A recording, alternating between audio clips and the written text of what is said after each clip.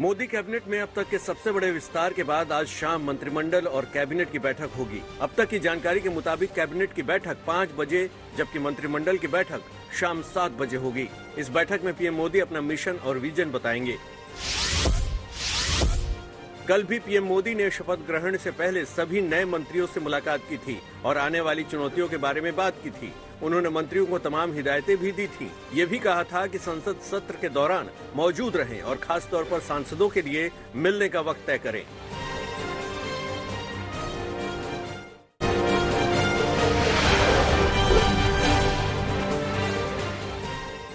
मोदी के मंत्रिमंडल में बड़ा फेरबदल देखने को मिला। कई मंत्रियों से बड़े मंत्रालय लिए गए तो कई चेहरों को बड़ी जिम्मेदारी सौंपी गई।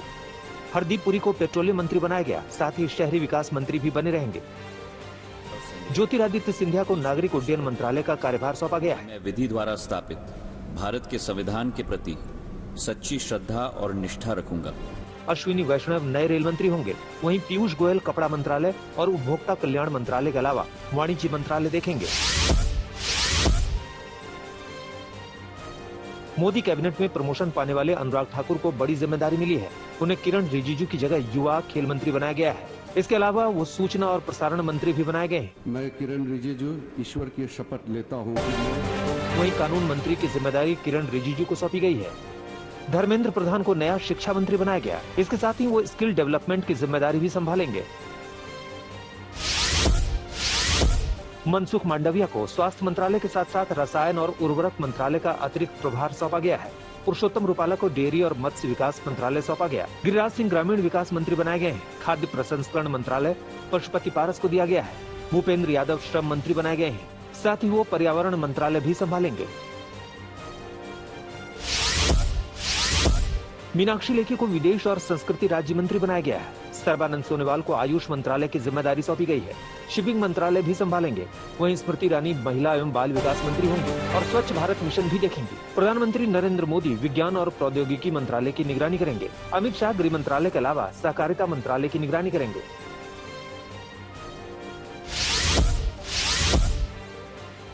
मोदी मंत्रिमंडल में 15 कैबिनेट, 28 राज्य मंत्रियों ने शपथ ली। 1.5 घंटे चले शपथ ग्रहण में 36 नए मंत्रियों ने शपथ ली। मोदी सरकार के दूसरे कार्यकाल में यह पहली दफा है जब कैबिनेट में फेरबदल हुआ है। राष्ट्रपति भवन में आयोजित किए गए शपथ ग्रहण समारोह में राष्ट्रपति रामनाथ कोविंद ने सभी कैबिनेट और राज्य मंत्रियों को शपथ दिलाई है। इस मौके पर राष्ट्रपति भवन में पीएम मोदी, गृह मंत्री अमित शाह, रक्षा मंत्री राजनाथ सिंह समेत कई नेता मौजूद रहे।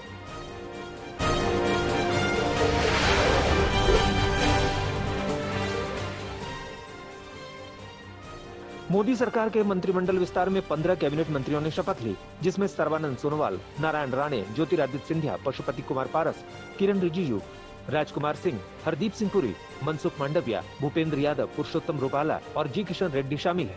15 कैबिनेट में किसी महिला को जगह नहीं दी गई। ज्योतिरादित्य सिंधिया ने नई जिम्मेदारी मिलने पर पीएम मोदी का धन्यवाद किया। वहीं नारायण राणे ने भी बखूबी जिम्मेदारी निभाने का भरोसा दिया। मैं हृदय की गहराइयों से उनके प्रति कृतज्ञ हूं और मेरी कोशिश रहेगी कि हर मेहनत के साथ और हर संभव प्रयास के साथ उनके आशाओं पर खड़े उतर पाऊं। 20 साल से कि जो भी जिम्मेदारी दी जाती है एक कार्यकर्ता के रूप में मैं जरूर कार्य करूंगा और हर संभव प्रयास मैं जरूर करूंगा। मैं माननीय पंतप्रधान मोदी जी के नेतृत्व में केंद्रीय मंत्री बन गया हूं। उनके मार्गदर्शन से मैं अपने देश में जो जिम्मेदारी देंगे वो मैं अच्छी तरह से संभालूंगा।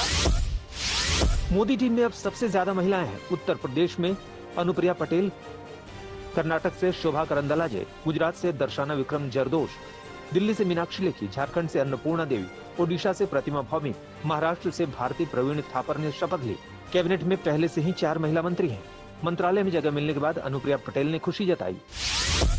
माननीय प्रधानमंत्री जी को, माननीय गृह मंत्री जी को और माननीय अध्यक्ष भाजपा को बहुत बहुत आभार व्यक्त करना चाहती हूँ। और जिम्मेदारी माननीय प्रधानमंत्री जी ने जो भरोसा व्यक्त किया है और दी है, मेरी कोशिश होगी मैं अपनी क्षमता के अनुरूप उसके साथ न्याय कर सकूं।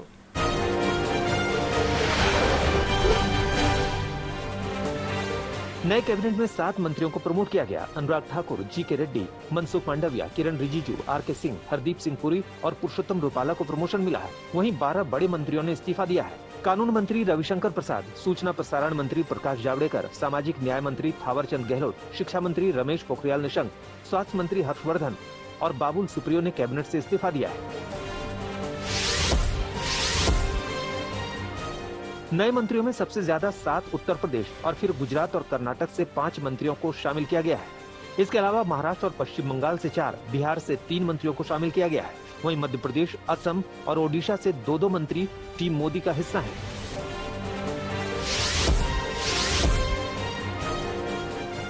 यूपी से अनुप्रिया पटेल, पंकज चौधरी, भानु प्रताप सिंह वर्मा, सत्यपाल सिंह बघेल, कौशल किशोर, बीएल वर्मा और अजय कुमार को मंत्रिमंडल में जगह मिली है। वहीं गुजरात से मनसुख मांडविया, पुरुषोत्तम रूपाला, दर्शना विक्रम जरदोश, देव सिंह चौहान और महेंद्र भाई मुंजापारा मंत्रिमंडल का हिस्सा है। इसके अलावा महाराष्ट्र से नारायण राणे, कपिल पाटिल, भगवत कृष्ण राव कराड़ और भारती प्रवीण पवार को टीम में जगह दी गई है। जबकि बिहार से पशुपति कुमार पारस, आरसीपी सिंह और राजकुमार सिंह मंत्रिमंडल का हिस्सा है। ईश्वर की शपथ लेता हूं कि जो विषय संघ के मंत्री के राज्यों की गणित के अलावा मंत्रिमंडल में जातिगत समीकरण साधने की भी कोशिश की गई है, जिसमें ओबीसी नेताओं का खास ख्याल रखा गया है। 15 राज्यों से 27 ओबीसी के मंत्री हैं, 8 राज्यों से 12 दलित मंत्री, 8 राज्यों से 8 आदिवासी मंत्री, 5 राज्यों से 5 अल्पसंख्यक मंत्रियों को मंत्रिमंडल में जगह दी गई है।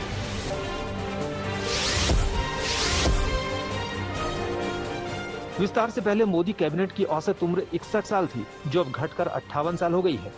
14 मंत्री 50 साल से कम उम्र के हैं। इनमें से 6 को कैबिनेट का दर्जा दिया गया है। 46 मंत्री ऐसे हैं जो पहले केंद्र में मंत्री पद की जिम्मेदारी संभाल चुके हैं। 23 मंत्री कम से कम 3 बार सदस्य रहकर कम से कम 10 साल तक संसदीय कामकाज का अनुभव रखते हैं।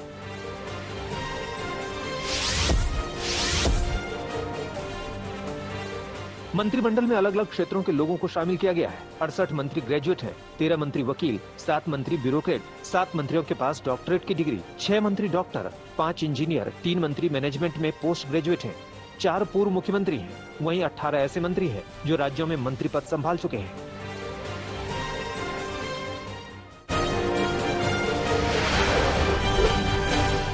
पुलवामा में 2 आतंकी मुठभेड़ में ढेर कर दिए गए। इसको मिलाकर बीते 24 घंटे में 3 एनकाउंटर्स में 5 आतंकियों का सुरक्षा बलों ने काम तमाम कर दिया। कुलगाम में 2 आतंकी मारे गए। कल भी हिजबुल के टॉप कमांडर को हंदवाड़ा में मार गिराया गया था। पुलवामा में हुए एनकाउंटर को मिलाकर सिर्फ साउथ कश्मीर में 4 आतंकी मारे गए हैं। मारे गए आतंकियों की पहचान की जा रही है।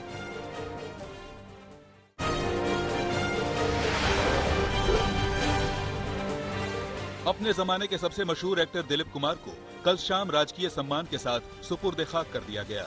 दिलीप कुमार को महाराष्ट्र सरकार ने राजकीय सम्मान दिया। उनके पार्थिव शरीर को तिरंगे में लपेटा गया। उनके शव के आगे पुलिस बैंड चल रहा था। दिलीप कुमार के भतीजे फैसल फारूकी ने सोशल मीडिया पर वीडियो शेयर किया है। दिलीप कुमार की अंतिम यात्रा उनके अंधेरी स्थित घर से निकलकर जुहू कब्रिस्तान तक गई, जहां उन्हें सुपुर्द खाक किया गया। इस दौरान उनके अंतिम दर्शन के लिए फैंस की भारी भीड़ जमा थी। अभिनेता दिलीप कुमार का कल सुबह 7:30 बजे निधन हो गया था। कई हस्तियों ने सोशल मीडिया पर पोस्ट करके या सीधे उनके घर पहुंचकर उन्हें आखिरी सलाम किया। दिलीप कुमार के निधन से पूरा फिल्म जगत शोक में है। कल सुपुर्द खाक करने से पहले उनको गार्ड ऑफ ऑनर भी दिया गया।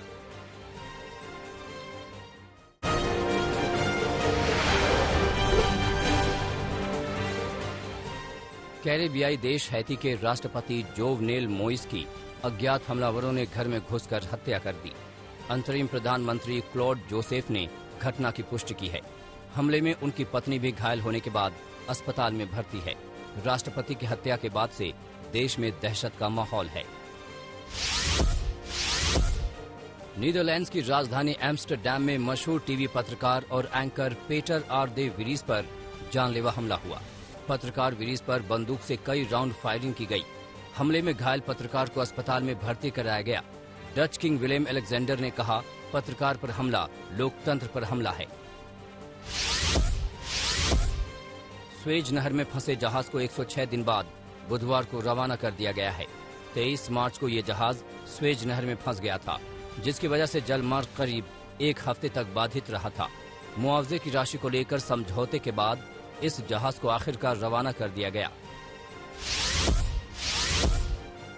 यूरोपीय संघ की मुख्य कार्यकारी अधिकारी उर्सुला वॉन डेर ने बयान दिया है कि हंगरी को LGBT विरोधी कानून को खत्म करना चाहिए। हम अपने समाज को कलंकित नहीं होने देंगे।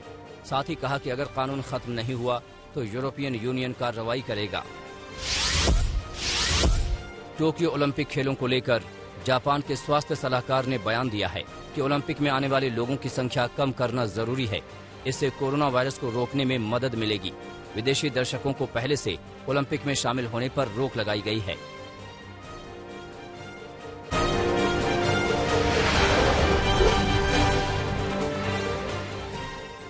वियतनाम की राजधानी हनोई में बढ़ते कोरोना के बीच बुधवार को परीक्षा का आयोजन किया गया, जिसमें परीक्षा केंद्रों पर हजारों छात्र शामिल हुए। परीक्षा की वजह से सेंटरों पर पुलिस ने नाकेबंदी की थी। वियतनाम में लगातार दूसरे दिन 1000 से ज्यादा मामले दर्ज किए गए।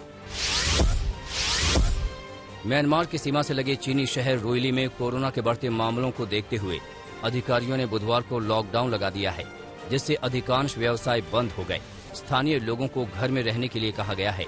शहर में तेजी से कोरोना फैल रहा है। 24 घंटे में यहां 15 नए मामले दर्ज किए गए। दुनिया में 40,12,000 से अधिक लोगों की कोरोना से जान चली गई है। महामारी से संक्रमितों का आंकड़ा 18,55,00,000 के पार पहुंच गया है।